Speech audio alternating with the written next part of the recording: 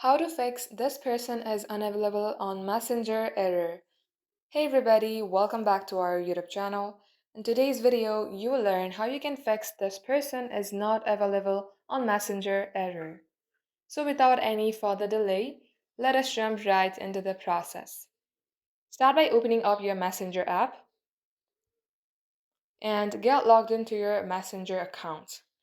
Now, long tap onto the chat that says this person is not available. As you do so, you will see the option of restrict, tap onto it, and tap on restrict. As you do so, refresh your page, tap on three bar icon on your top left, then tap on settings icon on your top right. Here scroll below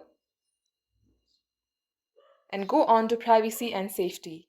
In here tap on restricted accounts and unrestrict that person. Tap on unrestrict. And once you do so, refresh your page and this shall fix your problem. If it's still not fixing your problem, then maybe that person has deactivated their Messenger account and that is why it is being shown as they are unavailable on Messenger. That wraps up today's tutorial. Thank you for watching the video till the very end. In case it had helped you in any ways, then do like and subscribe. We will get back to you soon with more tutorials like this. In the meantime, stay updated.